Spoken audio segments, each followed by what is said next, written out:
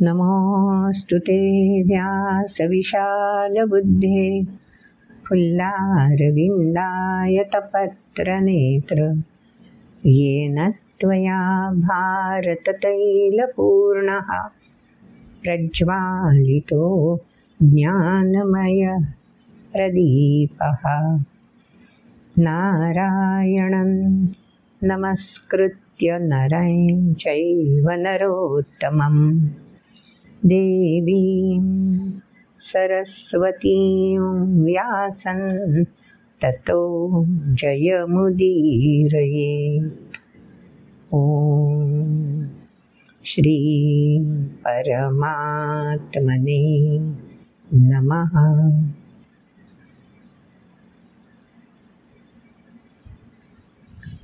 आता आपण परमात्मने नमः म्हटलं ना, परमात्म्याला नमस्कार केला। परम म्हणजे श्रेष्ठ, आत्मा म्हणजे चैतन्य, ऊर्जा। मग सृष्टीतल्या प्रत्येक घटकाजवळ ही ऊर्जा आहेच, हे चैतन्य आहेच। मग परम आत्मा म्हणजे काय वेगळं? सृष्टीतल्या प्रत्येक घटकाजवळ जसं चैतन्य आहे तसं सर्व सृष्टीला व्यापूनही चैतन्य शिल्लक आहेच। पुरुष सूक्तामध्ये ज्याला दशांगुळ शिल्लक उरलंय असं म्हटलेलं आहे, शोध घ्यायला गेलं तर आता परमात्मा गवसला म्हणेपर्यंत परमात्मा परमात्मा, कारण ऊर्जाच अथांग आहे ना, तिचा अंतच शेवट होणारच नाहीये। त्यामुळे परम आत्मा ह्या आता जे श्लोक ऐकणार आहोत ना, तिथंच तर जायचं आहे आपल्याला। त्या परमात्म्याचा शोध आणि वेध घ्यायलाच प्रयत्न करायचा आहे। पण कसा प्रयत्न करणार? कारण ती तर ऊर्जा आहे, ती तर अशी दृग्गोचर नाही ना होणार आहे, ती प्रचितीला येणार आहे। मग ही प्रचिती केव्हा, कशी, कोणाला मिळू शकते ते जाणून घ्यायला हवं ना। आपल्यालाही ती मिळू शकते का बघायला हवंच। मिळू शकेल हा विश्वास ठेवायला हवा। पुढच्या श्लोकांमध्ये तोच विश्वास आपल्याला भगवंत देत आहेत। आणि मार्ग पण कसा तिथपर्यंत न्यायचा, आपल्या स्वतःला त्या मार्गावर कसं न्यायचं ते पण भगवंत सांगून देत आहेत। पण आधी श्लोक ऐकूया, मग लक्षात घेऊया, तो मार्ग जाणून घेऊया। ऐकूया तर श्लोक। पुरुषस्य परः पार्थ भक्त्या लभ्यस्त्वनन्यया यस्यान्तस्थानि भूतानि येन सर्वमिदं ततं यत्र काले त्वनावृत्तिमावृत्तिं चैव योगिनः प्रयाता यान्ति तं कालं वक्ष्यामि भरतर्षभ। अग्निर्ज्योतिरः शुक्लषण्मासा उत्तरायणं तत्र प्रयाता गच्छन्ति ब्रह्मविदो जनाः। धूमो रात्रिस्तथा कृष्णषण्मासा दक्षिणायनं तत्र चान्द्रमसै ज्योतिर्योगी प्राप्य निवर्तते। शुक्लकृष्णे गतीयेते जगतः शाश्वते मते एकया यात्यनावृत्तिमन्यया वर्तते पुनः। नैते श्रुति पार्थ जानन् योगी मुह्यति कश्चन तस्मात् सर्वेषु कालेषु योगयुक्तो भवार्जुन। वेदेषु यज्ञेषु तपस्सु चैव दानेषु यत् पुण्यफलं प्रदिष्टम् अत्येति तत् सर्वमिदं विदित्वा योगी परं स्थानमुपैति चाद्यम्। ॐ तत्सदिति श्रीमद्भगवद्गीतासु उपनिषत्सु ब्रह्मविद्यायां योगशास्त्रे श्रीकृष्णार्जुनसंवादे अक्षरब्रह्मयोगो नाम 8मोऽध्यायः। पहिल्या श्लोकातच ऐकलत ना, पुरुष म्हणजे सामर्थ्य, पर श्रेष्ठ असं सामर्थ्य, पुरुषस्य पर पार्थ। पुन्हा इथे पार्थ शब्द आलाय।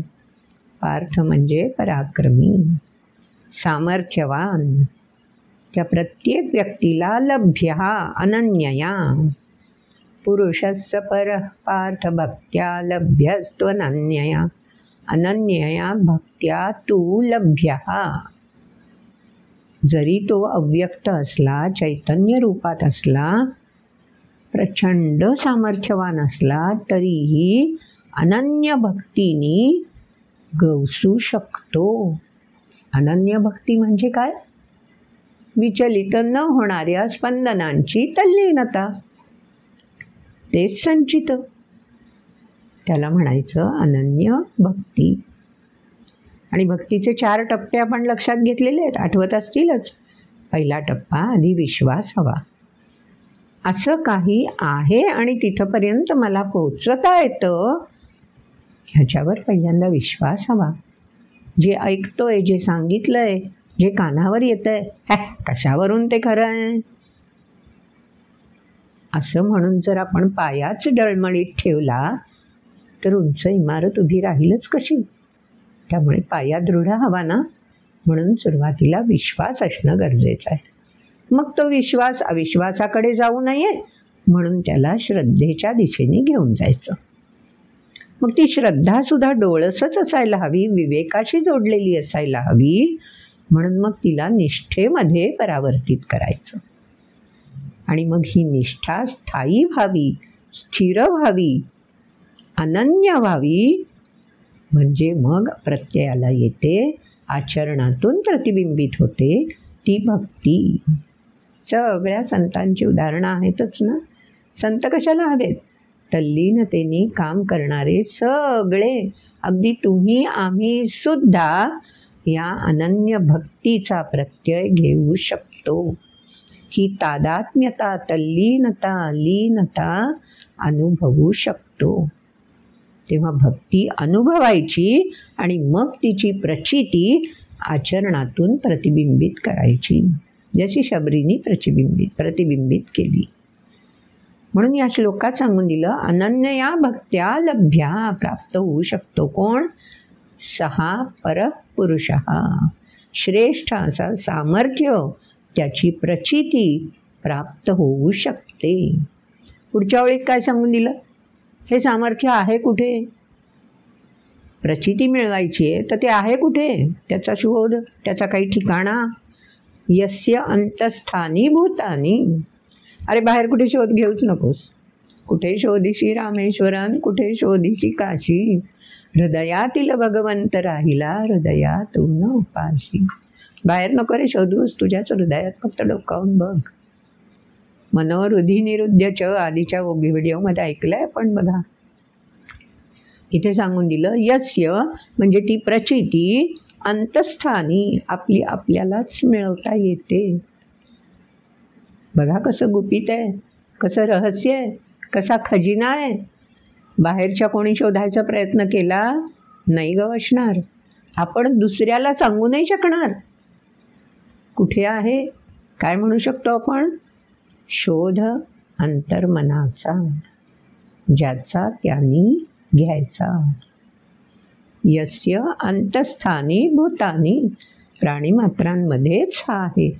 मग अगदी चेतक घोड्यामध्ये सुद्धा आहे बरं का, त्याचा त्याला प्रत्यय मिळाला। शिवाजी महाराजांच्या वाघ्या कुत्र्यामध्ये सुद्धा आहे, आणि राणी लक्ष्मीबाईच्या तटावरून फेकलेल्या घोड्यामध्ये सुद्धा आहे. म्हणजे भूतानी प्राणीमात्रांमध्ये अंतस्थानी ज्याची त्याला प्रचिती मिळू शकते, सामर्थ्याची, चैतन्याची, ऊर्जेची. आणखीन पुढे काय सांग, येन सर्वम इदं ततम. म्हणून आपण ही उदाहरणं घेतली. ततम म्हणजे विश्व, हे सर्व विश्व. इदम म्हणजे हे सर्व विश्व ज्यानं व्यापलेलं आहे, त्या संपूर्ण विश्वामध्येच हे चैतन्य, ही ऊर्जा अखंड स्पंदित होत आहे. त्याची प्रचिती अनन्यया भक्त्या लभ्या मिळू शकते. मग ते सामर्थ्य जर आपल्यामध्ये आणायचं असेल तर पुढच्या श्लोकात सांगून दिलं, यत्र काले त्वनावृत्तिमावृत्ते जैव योगिनः प्रयाता यान्ति तं कालं वक्ष्यामि भरतर्षभ. काल म्हणजे वेळ नाही, गणना मोजण्याची काळ तो नाही आहे काळ. यत्र काले म्हणजे ज्या स्थितीमध्ये हे गवसतं, काय, परपुरुष अनन्यया भक्त्या, हे गवसू शकतं. आणि त्याचा परिणाम स्वरूप कसा कळणार, कशाला शोधायचं, हे ओळखणार कसं ते गवसलंय ते, कारण दृग्गोचर नाहीच आहे ना. ओळखायचं कसं, अनावृत्ती आवृत्ती. आवृत्ती म्हणजे या देहाचं आवरण सतत घेत राहायचं, हो, आवृत्त झाकलेलं, त्या सामर्थ्यावर सतत या प्रकृतीचं आवरण, आवृत्ती. आणि अनावृत्ती म्हणजे खुलं चैतन्य, खुली ऊर्जा, लयबद्ध स्पंदनांची खुली प्रचिती. ती कोणत्या स्थितीमध्ये प्राप्त होऊ शकेल, काले म्हणजे स्थिती, कोणत्या स्थितीमध्ये प्राप्त होऊ शकते याविषयी भगवंत म्हणतायत, मीच आता तुला सांगतो, जाणून घे. बघा, आपण सावध असायला हवं. कोणत्या स्थितीमध्ये आपण पोहोचायचं आहे की ज्यामुळे आपल्याला ही प्रचिती मिळेल, हे आवरण जुगारून देता येईल. आवरण असतानाच, पारदर्शी आवरण असलं की ते जुगारल्यासारखंच असतं ना. त्यामुळे हे आवरण नाके बराबर कसं करता येईल ते पुढच्या 2 श्लोकांमध्ये सांगून दिलंय. एकामध्ये हे आवरण पुन्हा पुन्हा येणार आणि एकामध्ये हे आवरण लयालाच जाणार. आवरण असताना त्या ऊर्जेचं सामर्थ्य प्रत्ययाला येणार. पुढचा श्लोक आहे तो काळजीपूर्वक वाचायला हवा. विनोबांनी याची स्पष्टीकरणं खूप सुंदर दिलेली आहेत. विनोबांची प्रवचनं हे पुस्तक आहे ना. 1932 साली जेव्हा विनोबाजी धुळ्याच्या तुरुंगात होते, त्यावेळी कैद्यांसमोर विनोबांनी गीतेवरती सुंदर प्रवचनं त्या कैद्यांना विरंगुळा म्हणून, सहज सामर्थ्य प्राप्त व्हावं म्हणून, राजकीय कैदी होते ना, दृढ राहिले पाहिजेत. शिक्षा भोगत असताना सुद्धा स्वातंत्र्याची प्रेरणा लुप्त नको व्हायला, म्हणून त्यांना ही गीतेवरची प्रवचनं विनोबांनी सांगितली आहेत. जरूर ते पुस्तक मिळवून वाचायचा प्रयत्न करा. पुढच्या 2 श्लोकांचं विवरण त्याच्यात फार सुंदर आहे. आपण त्याच्यावर चिंतन मनन करून समजून घ्यायचा प्रयत्न करूया. पुढचा श्लोक ऐकलायत ना, काय सांगितलंय त्या श्लोकात बघा. अग्निः ज्योतिः अहाहा शुक्लः. सगळे हे मी सुटे सुटे शब्द सांगते. श्लोक कसा आहे. अग्निर्ज्योतिरः शुक्ल षण्मासा उत्तरायणम. किती शब्द आहेत त्याच्यामध्ये. अग्नी, ज्योती, अहाहा. मगाशी हा अहाहा शब्द म्हणजे दिवस, लक्षात आहे ना. त्याच्या पुढे काय म्हटलंय. षण्मासा. मास म्हणजे महिना, क्षण म्हणजे 6 महिने. कोणते. उत्तरायण. सूर्याभोवती पृथ्वी फिरते, त्यावेळी स्वाभाविकपणे जी पृथ्वीची बाजू सूर्याकडे, प्रकाशित भागाकडे येते, त्यानुसार सूर्याची किरणं लंबरूप किंवा तिरपी ही पृथ्वीपर्यंत येऊन पोहोचतात. त्यानुसार अयन म्हणजे कालावधी 6 महिन्याचा असतो. त्यातल्या एका 6 महिन्याच्या कालाला उत्तरायण, जेव्हा लंबरूप किरणं येतात, म्हणजे अधिक प्रकाश पृथ्वीला प्राप्त होतो त्या भागाला. आणि अर्थात दुसऱ्या आयनाला दक्षिणायन. पुढच्या श्लोकात तो शब्द आला. तेव्हा 6 महिने उत्तरायण, 6 महिने दक्षिणायन. हे भौगोलिक चित्र झालं. अहाहा म्हणजे दिवस, पुन्हा भौगोलिक दृष्ट्या. अग्नी, उष्णता प्रकाश देणारी ऊर्जा. ज्योती म्हणजे अग्नीचं शांत तेजस्वी रूप. अग्नी, ज्योती. अहाहा. शुक्ल. शुक्ल शब्द 2 ठिकाणी वापरला जातो. शुक्ल पक्ष आपल्याला मराठी तिथीनुसार जेव्हा आपण महिन्याचं विवरण घेतो तेव्हा शुक्ल पक्ष आणि कृष्ण पक्ष असं म्हणतो. शुक्ल पक्ष चंद्राशी निगडित आहे. कलेकलेनी चंद्र पौर्णिमेपर्यंत वृद्धिंगत होत जातो. चंद्रप्रकाश मोठ्या प्रमाणावर सृष्टीपर्यंत येऊन पोहोचतो, त्याला शुक्ल पक्ष म्हणतात. आणि कृष्ण पक्ष म्हणजे पौर्णिमेपासून अमावस्येपर्यंत चंद्राच्या कलेकलेनी क्षय होत जातो, त्याला कृष्ण पक्ष म्हणतात. मराठी कालगणनेनुसार हे महिन्यातले शुक्ल पक्ष आणि कृष्ण पक्ष 15-15 दिवसाचे मानले जातात. त्यातला शुक्ल पक्ष. आणि उत्तरायण मगाशी आपण समजून घेतलं. म्हणजे पहिल्या ओळीतल्या सगळ्या शब्दांचा भौगोलिकदृष्ट्या वैज्ञानिकदृष्ट्या आपल्याला अर्थ समजला. पण दुसऱ्या ओळीत असं भगवंतांनी म्हणून ठेवलं आहे, तत्प्रयाता यान्ति तं तत्र प्रयाता गच्छन्ति. तत्र प्रयाता गच्छन्ति, प्रयत्नपूर्वक प्राप्त करून घेतात. काय? ब्रह्मविदो जना. जना म्हणजे कुणीही, अर्जुन नाही, तुम्ही आम्ही सुद्धा प्राप्त करून घेऊ शकतो. काय? ब्रह्मविद, ब्रह्माला जाणण्याची क्षमता प्राप्त करून घेऊ शकतो. आणि मग क्षमता एकदा प्राप्त झाली की ते ब्रह्म देखील गवसणारच ना. त्यासाठी काय असायला हवं? काय? उत्तरायण असायला हवं. तो 6 महिन्यांचा कालावधी हवा. शुक्ल पक्ष असायला हवा. असं कसं शक्य होईल? मग ह्या सगळ्या वर्णनाशी अध्यात्माचा, अधिआत्म म्हणजे आपल्या देहातल्या चैतन्याचा संबंध आहे. बरं, कसा संबंध आहे बघूया.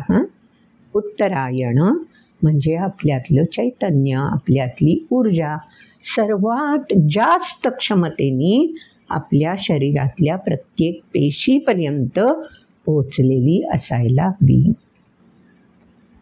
अशी जेव्हा ऊर्जा सर्वात जास्त क्षमतेने पेशींपर्यंत पोहोचेल तेव्हा स्वाभाविक ऋषी मुनींच्या चेहऱ्यावरचं तेज, अंगकांती, कांती म्हणतो ना आपल्याला, ती उत्तरायण समान असते. जसं उत्तरायणामध्ये स्वच्छ सूर्यप्रकाश असतो, सृष्टी उजळून निघते सूर्यप्रकाशात, तसं देहकांती उजळते.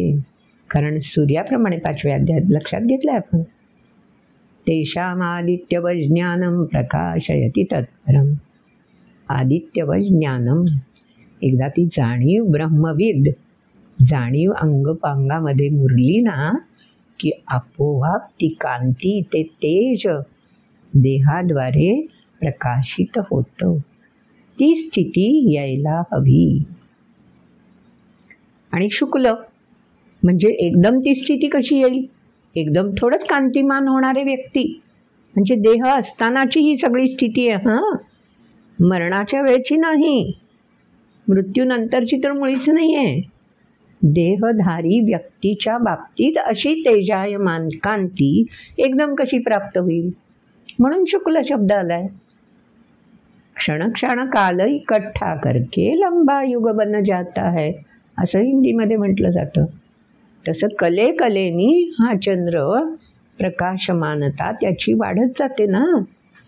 तसं देहामधली कांती, देहामधलं तेज, देहामधलं ऊर्जेचं प्रतिबिंबित होणं हे सुद्धा कलेकलेनी शुक्ल पक्षात चंद्र जसा प्रकाशमान होतो तशी ही कलेकलेनी जाणीव समृद्ध व्यक्तीला करत राहते.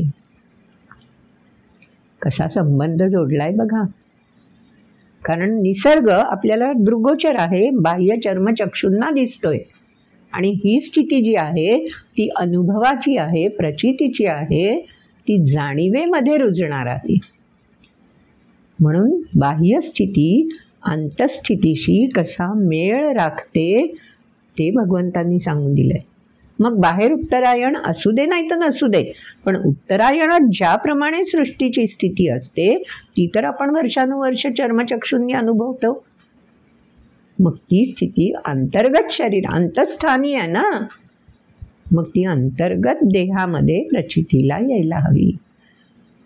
आणखीन अग्नी ज्योतिही सांगून दिलं. अहा, दिवसा काय असतं, सृष्टीमधलं सगळं वैभव, सगळी विविधता चर्मचक्षूंना दिसते. वेगवेगळे ध्वनी ऐकू येतात. ते तर दिवसच पाहिजे असं नाही, ध्वनी केव्हाही ऐकू येतात, पण दिसतं मात्र चक्षूंना. वैविध्यता. तशी आपल्याच देहामधल्या अंगप्रत्यंगांची विविधता, अंतर्गत अंगप्रत्यंग, बाह्य नाही. आपल्याच क्षमतेचे विविध विकसित पैलू आपल्याला प्रत्ययाला यायला लागतात. आपल्याच क्षमतेचं विविधांगी सामर्थ्य ज्योती बनून आपल्यालाच प्रचिती द्यायला लागतं. म्हणून ज्योती आणि अग्नी. अग्नी म्हणजे ऊर्जा.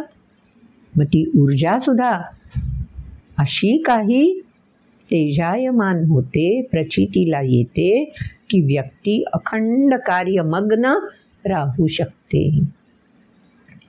भूक, तहान, निद्रा, आलस्य या सगळ्या ज्या लौकिक अर्थाने क्रिया आहेत अवरोध बनणाऱ्या, ते सगळे अडथळे आपोआप लयाला जातात. अग्नी ती ऊर्जाच या सगळ्याला शमवणारी ठरते. अशी स्थिती जेव्हा प्रयत्नपूर्वक येणार आहे, आपोआप कशी येईल? शबरीने अख्खं आयुष्य अशा स्थितीमध्ये काढलंय. बरोबर आहे ना? लहान असताना तिला गुरुजींनी सांगून दिलं. काय सांगून दिलं जाताना? मी तुझ्यासाठी काहीच देत नाहीये, पण श्रीराम तुला भेटायला येणार, तू इथेच राहशील, असा आशीर्वाद दिला. बस त्या आशीर्वादाचं मोल, आशीर्वादाचं संचित आयुष्यभर शबरीला पुरलंय. वयाने वृद्ध झालीये, शरीर गात्र थकली असतील, पण अग्निज्योती शुक्ला उत्तरायणम षण्मासा, ती स्थिती तिने प्राप्त करून घेतलीये. आणि म्हणून मग आपोआप ब्रह्मविदो जनाः अशा शबरी ठिकठिकाणी आढळू शकतात. हिरकणीने त्या क्षणी हेच अनुभवलं असेल ना हो, जेव्हा ती बाळाला भेटायच्या ओढीने अनवट अशी वाट शोधून त्या गडावरून उतरून आली आणि बाळाला भेटली. त्या कालावधीमध्ये तेच तर सगळं तिला प्रत्ययाला आलं असेल ना. म्हणजे शबरी एक त्रेतायुगातली आहे, पण हिरकणी तर या कलियुगातलीच आहे ना.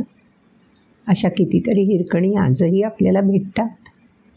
कथा त्यांच्या वाचायला मिळतात. कथा नाही हो, ते जिवंत अनुभव असतात. तेच ब्रह्म जाणणं, मग ते याच शरीरात असताना जाणवू शकतं ना. तेच भगवंतांनी या श्लोकामध्ये सांगून दिलंय. हा प्रत्यय मिळू शकतो. मग सगळ्यांनाच हा प्रत्यय मिळेल का? मिळू शकतो. मग सगळ्यांना का मिळत नाही? पुढच्या श्लोकात त्याचंही विवरण करून टाकलं. काहीतरी असेलच ना वेगळं कारण की ज्यामुळे तिथपर्यंत सगळे नाही पोहोचू शकत. पुढच्या श्लोकात काय सांगून दिलं? बरोबर उलट वर्णन आहे बघा. अग्नीच्या ऐवजी धूम, ठिणगीवरती राख जमली.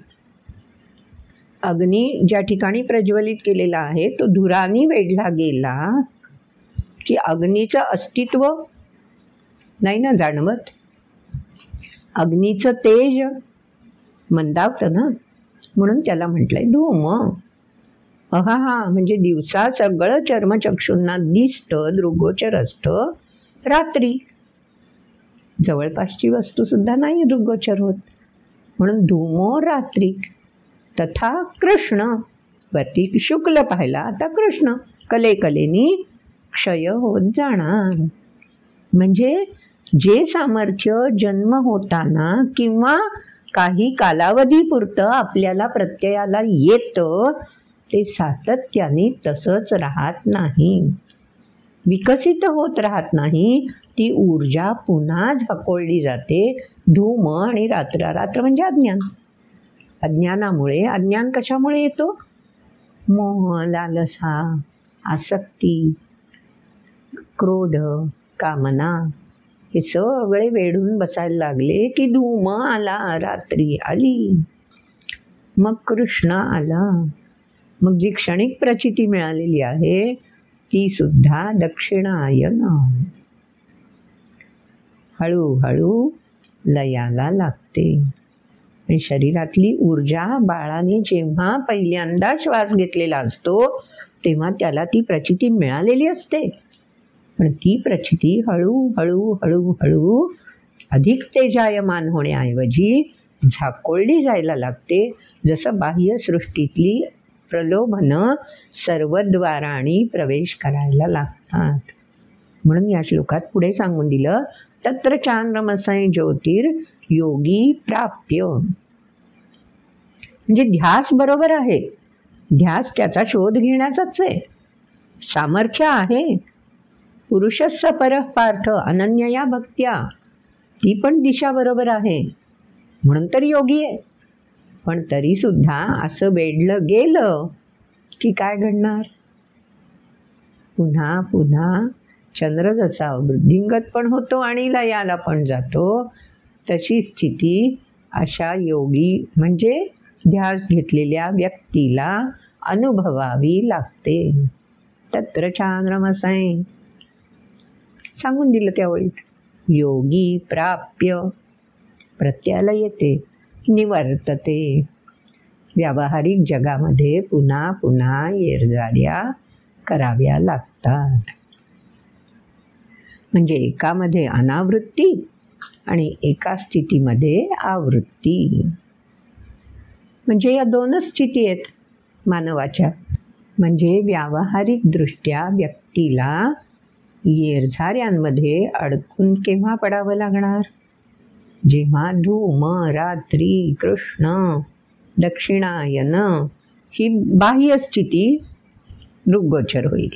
ती भौगोलिकदृष्ट्या जी आपण सातत्याने आयुष्यभर अनुभवतो ते वर्णन.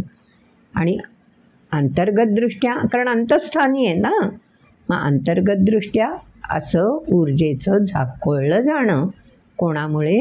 ह्या सगळ्या षट्रिपून मिळत. ती स्थिती आली की आपोआप निवर्तते, पुन्हा पुन्हा चक्रात अडकत राहावं लागणार. म्हणजे दोनच मार्ग आहेत बघा. एक मार्ग त्याचा प्रत्यय देणार, कोणाचा? सामर्थ्याचा, अंतः सामर्थ्याचा पूर्ण प्रत्यय मिळणार, हा एक मार्ग. त्याला शुक्र मार्ग, आचिरार्द्री मार्ग असं म्हटलेलं आहे, की जो अर्चनेमुळे प्राप्त होऊ शकतो, उपासनेमुळे, तपस्येमुळे साध्य होऊ शकतो. सातत्य, तस्याहम सुलभ पार्थ म्हटलं ना मागच्या व्हिडिओमध्ये, ऐकलं आपण. तेव्हा सातत्याने हे जर शक्य असेल तर निश्चितपणे ते परपुरुष अंतस्थानी प्रचिती मिळू शकते, तो शुक्ल मार्ग. आणि दुसरा मार्ग पुन्हा पुन्हा प्रयत्न करायचे, तो कृष्ण मार्ग. असे दोनच मार्ग व्यक्तीला म्हणजे मानवाला उपलब्ध आहेत. मग त्यापैकी कोणत्या मार्गावरून आपला प्रवास होईल ते आपण निश्चित करायचं आहे, आपल्या आचरणातून प्रतिबिंबित करायचं आहे. तर शुक्ल मार्ग आणि कृष्ण मार्ग यातला कोणता मार्ग निवडायचा ते सर्वस्वी मानवाच्या हातात आहे. सृष्टीमधल्या अन्य प्राण्यांना नाही हो हे भाग्य, नाही उपलब्धी प्राप्त. कारण या सगळ्या बाकीच्या ज्या योनी आहेत ना, त्यांना भोग योनी म्हटलंय. त्या संदर्भात पुढच्या अध्यायात आपल्याला समजून घ्यायचंच आहे. पण सध्या एवढंच बघूया की मानवाला हा केवढा मोठा अधिकार इंद्रिय, मन आणि बुद्धीची देणगी प्राप्त झाल्यामुळे आणि या तिन्हीचा समन्वय साधण्याची क्षमता प्राप्त झाल्यामुळे मानवाला हा अधिकार आहे. आता या संदर्भामध्ये पुढचे 2 श्लोक जे आहेत ना, नैते श्रुती पार्थ जानन योगी मुह्यति कश्चन. मुह्यति म्हणजे मोहित, कश्चन क्वचितच योगी मोहित होतो, अन्यथा होत नाहीच. न येते श्रुती, श्रुती म्हणजे मार्ग, जानन हे 2 मार्ग बरोबर लक्षात ठेवून योगी म्हणजे सातत्याने कोणता मार्ग निवडायचा आहे त्याचा ध्यास घेतलेली व्यक्ती, तिला म्हणायचं योगी. मग त्या मार्गावर जर मला जायचं आहे तर मी चुकून सुद्धा त्या ससा कासवाच्या गोष्टीतल्यासारखी हिरवळ दिसली की ससोबा बसले आणि झोपले, तशा स्थितीला नाही जात योगी. न मुह्यति, ते महत्वाचं आहे. तिथपर्यंत आपल्याला प्रवास करायचा आहे. 2 मार्ग सर्वांसाठी खुले आहेत, दिसतात सुद्धा, पण न मुह्यति हे आवश्यक आहे. आणि हे मोहात न पडणं सातत्याने साधलं पाहिजे. म्हणून पुढच्या ओळीत म्हटलंय तस्मात् सर्वेषु कालेषु. तर मग तू काय कर, तस्मात् सर्वेषु कालेषु, सततच सावधगिरी सतत बाळगावी लागते ना हो. आता बघा, पोलिसांचं ड्रिल अधूनमधून मुद्दाम घेतलं जातं, मॉक ड्रिल म्हटलं जातं ना. किंवा भूकंप प्रवण क्षेत्रामध्ये भूकंप आला तर कोणती खबरदारी घ्यायला पाहिजे, कशा प्रकारे आपण व्यवहार ठेवला पाहिजे, वागलं पाहिजे, त्याचा सराव अधूनमधून घ्यावा लागतो ना. त्याशिवाय ते जागरूकता कायम कशी टिकेल. म्हणून दुसरे तस्मात् सर्वेषु कालेषु योगयुक्तो भव. अर्जुन, अर्जुन म्हणजे जो सरळ साधा निरलस व्यक्ती आहे, अर्जुनाचा अर्थच आहे तो. अशा निरलस व्यक्तीने अशा प्रकारे सातत्याने ह्या मार्गांवरची नजर हटवता कामा नाही, ध्येयाप्रती दृढ राहिलं पाहिजे. योग युक्त. मग आता या संदर्भामध्ये योगयुक्त, योगी, न मुह्यति हे सगळं एकत्रित केलं तर ही लक्षणं आपण मागच्या अध्यायांमध्ये 5व्या अध्यायात कोणाची ऐकलीत बरं? बरोबर, आठवतंय? नसेल आठवत तर 5व्या अध्यायाचा पहिला व्हिडिओ बघून घ्या हां, सुरुवातीच्या श्लोकांचा.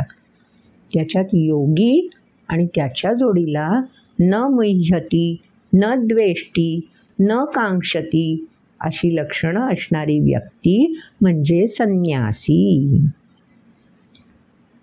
मग त्या संदर्भामध्ये दोन्हीतला नेमका फरक काय आहे असा प्रश्न आपल्यामधल्याच उज्ज्वलाताईंना पडलाय. त्यांचा प्रश्न जो आहे तो आपल्यासमोर स्क्रीनवर आपल्याला दिसेलच. योगी आणि संन्यासी यांच्यामध्ये नेमकं अंतर काय इथे सांगून दिलं. नैते श्रुती पार्थ जानन योगी मुह्यति कश्चन तस्मात् सर्वेषु कालेषु योगयुक्तो भवार्जुन. ते संन्यासी वगैरे ना, ती आपोआप प्राप्त होणारी स्थिती आहे. मला सांगा, पाण्यात साखर घातली,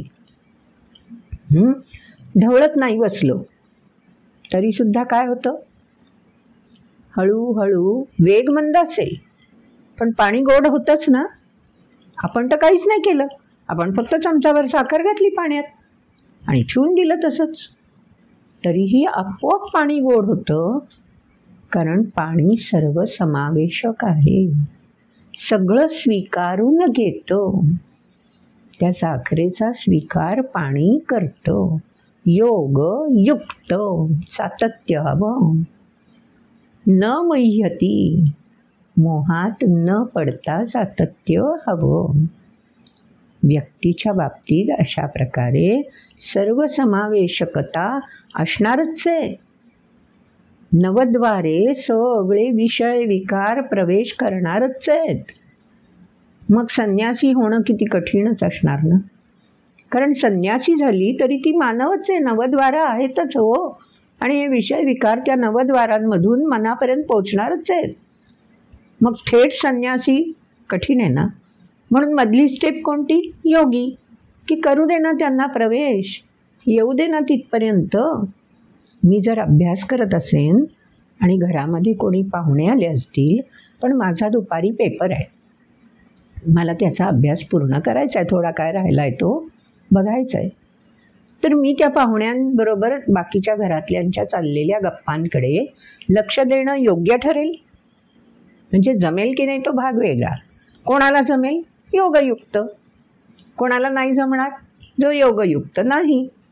मग आता ही व्यक्ती योगयुक्त आहे म्हणून तिचं लक्ष सगळं त्या अभ्यासात केंद्रित झालं. म्हणजे त्यावेळी काय केलं त्या व्यक्तीने? त्यांच्या गप्पांमधून संन्यास घेतला. म्हणजे तीच व्यक्ती योगी पण आहे आणि संन्यासी पण आहे. मग ही तात्कालिक स्थिती आहे, कारण मला मिशन आहे, पुढे पेपर लिहायचा आहे, त्याची तयारी करायची आहे म्हणून हे आहे. पण मिशन कोणतं? परमात्म्याची प्राप्ती हे जर मिशन असेल तर त्या प्रमाणात या दोन्ही कक्षा विस्तारतील. योगयुक्त होणं आणि संन्यासी या त्या प्रमाणात विस्तारत जातील. कालावधी त्याचा विस्तारत जाईल. पण जो योगी आहे तोच संन्यासी, आणि जो संन्यासी आहे त्याचा कस योगी होईल तेव्हाच लागणार. त्यामुळे संन्यासी असं एक स्वतंत्र डिपार्टमेंट आहे आणि तिथल्या सगळ्या लोकांना संन्यासी म्हणायचं, आणि एक स्वतंत्र डिपार्टमेंट आहे तिथल्या सगळ्या लोकांना योगी म्हणा, असं नाही आहे. हे दोन्ही इंटरमिंगलिंग आहे. योगी आहे तोच 6व्या अध्यायातही आपण लक्षात घेतलं आहे. म्हणून इथे सांगून दिलं, तस्मात् सर्वेषु कालेषु योगयुक्तो भव. योगयुक्त, युक्त म्हणजे संन्यासी, आणि योग म्हणजे आचरणातून प्रतिबिंबित होणं, ध्यास, ध्येय. अशी ही योगी आणि संन्यासींमध्ये म्हटलं तर भेद आहे, म्हटलं तर एका स्थितीच्या काय म्हणूया त्याला 2 लेव्हल्स, 2 स्तर आहेत. योगी असेल तर संन्यासी होता येईल, आणि संन्यासाचा कस बघायचा असेल तर योगी असणं आवश्यक आहे. त्यामुळे एकच व्यक्ती योगी पण आणि संन्यासी पण असते, असायला हवं. आणि कोणीही सामान्य व्यक्ती पण ती कशी हवी? अर्जुन, म्हणजे अत्यंतिक निरलस, आलस नाही, सातत्य. स्वच्छ, स्वच्छ म्हणजे मलिनता बाहेरच्या विषयांमुळे थाराच तिला मिळता कामा नये. मलिनता येते कशामुळे? बाहेरचे विषय शिरले की काम, क्रोध, लोभ, मोह सगळे ताबा घेतात, आसक्ती. त्यापासून मुक्त असा अर्जुन व्हायला हवं, ते सांगून दिलं. तेव्हा मला वाटतं उज्ज्वलाताईंच्या प्रश्नाचं उत्तर त्यांना मिळालं असेल. आता अजून एक प्रश्न आहे बरं, पुढच्या श्लोकामध्ये त्या प्रश्नाचा संदर्भ आपल्याला मिळतो. रेवतीताईंनी प्रश्न विचारलेला आहे, आपल्यासमोर स्क्रीनवर तो दिसेलच. त्यांनी काय म्हटलंय प्रश्नामध्ये? त्यांनी 2ऱ्या अध्यायाचे सगळे व्हिडिओ लक्षपूर्वक ऐकलेत आणि त्यांनी श्लोकांचे रेफरन्स पण दिलेत बरं त्याच्यामध्ये. आणि त्या श्लोकांमध्ये वेदांच्या संदर्भात जे विवेचन आलेलं आहे त्याचा संदर्भ त्यांनी लक्षात ठेवून विचारला आहे. त्या 2ऱ्या अध्यायामध्ये वेदांविषयी काय? या मीमां पुष्पितां वाचं प्रवदन्त्य विपश्चितः वेदवादरतः पार्थ नान्यदस्तीति गामिनः भोगैश्वर्यप्रसक्तानां तया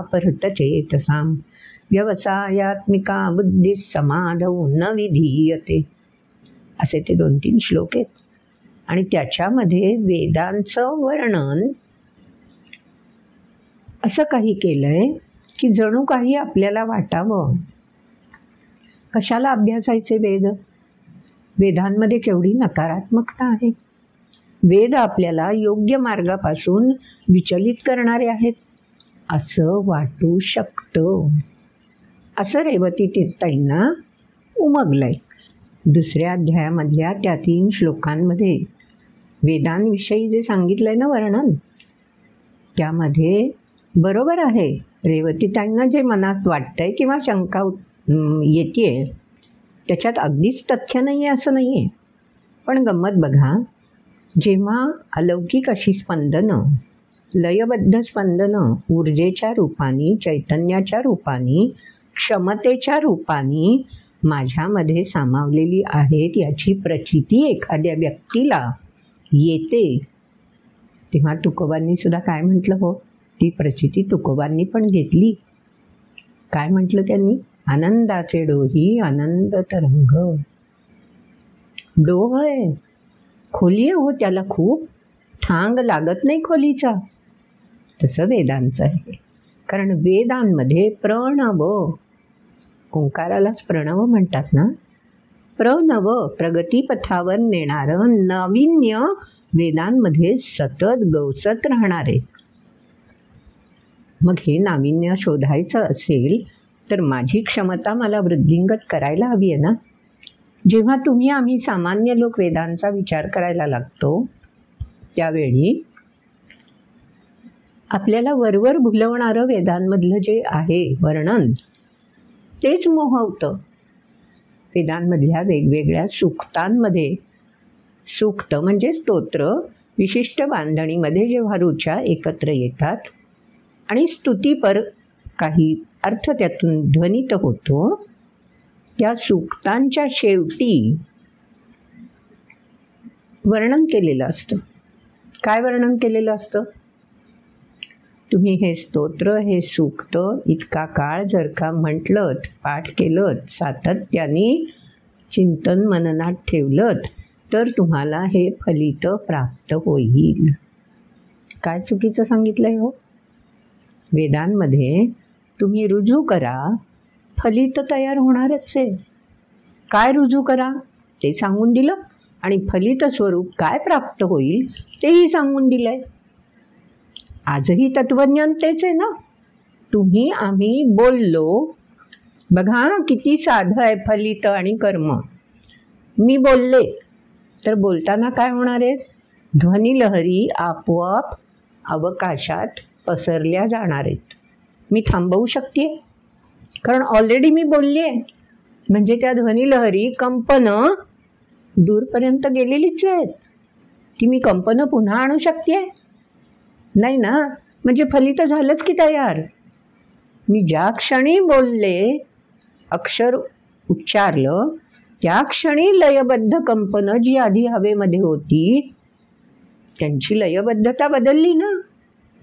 म्हणजे ज्या क्षणी कृती रुजू करायला सुरुवात होईल त्या क्षणी फलित तयार व्हायला सुरुवात होणार आहे. वेदांमध्ये तेच सांगून दिलंय. पण सर्वसामान्यांना वेदांची गोडी लागावी, वेदांमधला अर्थ हळूहळू समजून घेण्यासाठी चित्तवृत्तींची बैठक तयार व्हावी, म्हणून वेदांमध्ये फलिताचं वर्णन वेगळ्या पद्धतीने केलंय. की लौकिक जीवनामध्ये प्राप्ती काय होईल, भोग ऐश्वर्य याविषयी सांगून दिलंय. म्हणजे वेद नकारार्थी नाही आहेत, भोग ऐश्वर्याकडे वळवणारे नाही आहेत, तर वेद यांच्या पल्याड घेजायचं आहे याची जाणीव करून देणारे आहेत. म्हणून रेवतीताईंनी जे वेद नकारार्थी वगैरे ध्वनित करतायत तसं नाही आहे बरं. गीतेमध्ये वेदांच्या अर्थ समजून घेण्याच्या मर्यादा सामान्य व्यक्तीच्या भगवंतांनी मांडून दाखवल्या आहेत. सामान्य व्यक्तीच्या मर्यादा आहेत त्या. वेद प्रणव आहेत म्हणजे त्यातून नवा नवा अर्थ सतत मिळत राहणार आहे ते भगवंत सांगू इच्छित आहेत. आणि तो नवा अर्थ शोधण्यासाठी आपल्याला प्रवृत्त करतायत. आपली स्थिती शारीरिक, मानसिक आणि बौद्धिक बैठक भगवंत तयार करू इच्छित आहेत. म्हणून आपल्याला सांगून दिलंय 8व्या अध्यायाच्या शेवटच्या श्लोकामध्ये त्याविषयी भगवंतांनी मांडलंय. म्हणजे तिथे जे श्लोक वाचल्यावर जे आपल्याला वाटतं ना की वेद आपल्याला अशा प्रकारे भोग ऐश्वर्याकडे खेचून घेतात की काय, तात्कालिक लाभाविषयी सांगणारे आहेत की काय, मग कशाला वेद अभ्यासायचे, तसं नाही आहे. वेदांमधला गूढ गहन अर्थ उकलून बघता आला पाहिजे.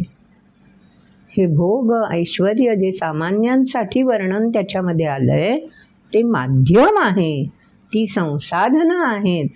त्या संसाधनांच्या सहाय्याने आपण संस्कारित व्हायचंय आणि मग पुढे समन्वयाकडे जायचंय. गीतेत तीच पंचसूत्री सांगितली आहे. म्हणून संयोजन आणि संस्करण वेदांच्याच माध्यमातून कसं करून घेता येतं त्याविषयी या श्लोकात शेवटच्या 8व्या अध्यायातल्या सांगितलं. श्लोक तर ऐकला आपण. वेदेषु यज्ञेषु तपस्सु चैव दानेषु यत् पुण्यफलं प्रदिष्टम. 4 मार्ग आहेत पुण्यफल प्राप्तीचे. वेदमार्ग आहे पहिला त्यातला. वेदांचं अध्ययन अध्यापन करत राहिलं की पुण्यफल फलित आपोआप प्राप्त होणार आहे. वरची धूळ तर नाहीशी होणार ना. धूमकडून अग्नीच्या दिशेने प्रवास सुरू होणार. पण त्या धूममध्येच घुटाळत बसलो. प्रत्येक स्तोत्राच्या शेवटी दिलेली फलश्रुतीच जर आपण फक्त जाणीवेत रुजवत राहिलो आणि त्या स्तोत्राचा गाभा नाही समजून घेतला तर त्या फलितामध्ये आपण अडकलो ना. म्हणून वेदेषु यज्ञेषु तपस्सु चैव दानेषु यत्, जे पुण्यफलम प्रदिष्टम प्राप्त होतंय, अत्येति तत्सर्वम, अत्येति त्याच्या पल्याड आपल्याला पोहोचायचं आहे. माझ्या जाणीवा तिथपर्यंत विस्तारायच्या आहेत. 2ऱ्या अध्यायात मर्यादा सांगितल्या, 8व्या अध्यायामध्ये जाणीवांचा विस्तार कसा करायला हवा त्याची ओळख आपल्याला करून दिली. मग कुठे कुठे या जाणीवा विस्तारायला हव्यात, कोणकोणत्या संसाधनांवर संस्करण करायला हवं. वेदेषु, वेदांचं अध्ययन करताना. यज्ञेषु, यज्ञकर्म करत असताना. कारण यज्ञसुद्धा कसे संस्कृतीमध्ये किंवा कालाच्या ओघामध्ये यज्ञसुद्धा या फलितासाठी यज्ञकर्म असं मांडणी आहे ना. तसं नाही आहे. यज्ञकर्म हे अव्याहत होणारी प्रक्रिया आहे. म्हणून 3ऱ्या अध्यायात ते सांगून दिलंय की यज्ञकर्म ब्रह्मदेवाने सुद्धा केलं, तिथूनच तर सुरुवात आहे. पण तुम्ही आम्ही यज्ञाचा मर्यादित अर्थ घेऊन त्यातून मला याची प्राप्ती व्हावी म्हणून यज्ञ करायचा आहे असा संकल्प करतो. ते भगवंतांनी सांगितलंय. अत्येति, संसाधनं आहेत यज्ञ वेदही, पण त्यांच्यावर संस्करण करायचं आहे आणि मग त्याचा समन्वय आपल्या जीवनाशी साधायचा आहे. तसंच पुढचा शब्द काय आहे बघा. वेदेषु यज्ञेषु तपस्सु. तपस्साधना करताना सुद्धा अनेकविध अडथळ्यांना सामोरं जावं लागतं, कसोटी द्यावी लागते. विश्वामित्रांचं उदाहरण आठवून बघा. अत्येति, त्या सगळ्यांवर मात करून पल्याड जायचं आहे. ते 8व्या अध्यायात महत्त्वाचं सांगून दिलं. म्हणजे एकेठिक आधीच्या अध्यायांमध्ये या प्रत्येक मार्गाच्या मर्यादा सांगितल्या. ह्या प्रत्येक मार्गाचा अवलंब का करायचा त्याच्याविषयी सांगून दिलं. पण 8व्या अध्यायात महत्त्वाचं काय सांगून दिलं. अक्षर ब्रह्माची प्राप्ती करून घ्यायची असेल तर स्वभाव कर्म ह्या सगळ्यांना कसं संस्कारित करायचं, समन्वित ठेवायचं त्याविषयी 8व्या अध्यायात सांगून दिलं. हे 8व्या अध्यायाचं वेगळेपण आहे. म्हणून वेदांमध्ये नकारात्मकता नाहीच आहे. पण आम्ही मात्र फलितावर लक्ष केंद्रित ठेवलं तर वेद आम्हाला टाकाऊ वाटतील. प्रत्यक्षात वेद टिकाऊ आहेत जर त्या फलितावरची नजर हटवून आम्ही गाभ्याकडे प्रवास केला तर. अत्येति तत्सर्वम, तत् त्यांच्यामधलं फलित आहे ते बाजूला सारायचं. कोणत्या 4 मार्गांचं? वेदमार्ग, यज्ञमार्ग, तपस्या मार्ग आणि चौथा दानमार्ग. दान असायलाच हवं, पण दान करता करता होतं काय? 7व्या अध्यायात सांगून दे, उदारात सर्व एवैते ज्ञानी तो आत्ममेमतम. 7व्या अध्यायात भगवंतांनी स्वतः सांगून दिलं. एकदा का दानाचं पुण्य फल प्राप्त व्हायला लागलं की आपोआप अहंता मनी ते विसावे. नसावी म्हणून रामदासांनी सांगितलं, पण दानाचं पुण्यफल एकदा शरीराला, मनाला, बुद्धीला भिडायला लागलं की अहंता विसावे. म्हणून अत्येति तत्सर्वम पुढच्या 2 वेळी सांगून दिलं.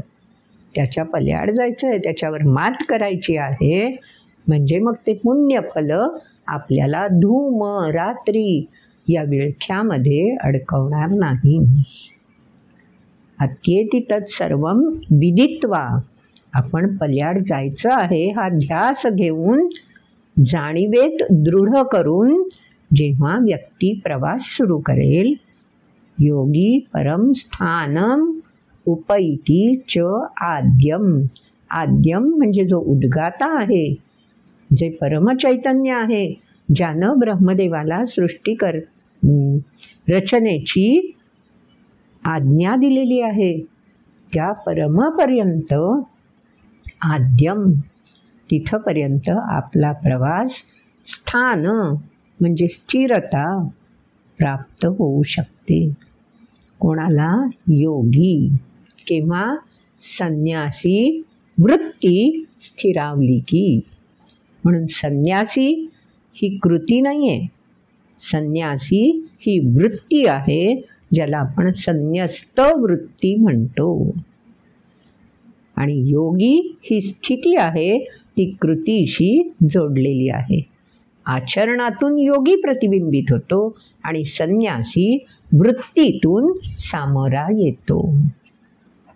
मग त्या आद्यमपर्यंत पोहोचायचं असेल तर अशा प्रकारे आपल्याला या 4 मार्गांनी मिळणाऱ्या फलिताला जिरवता आलं पाहिजे. फलित येणारच आहे वाट्याला.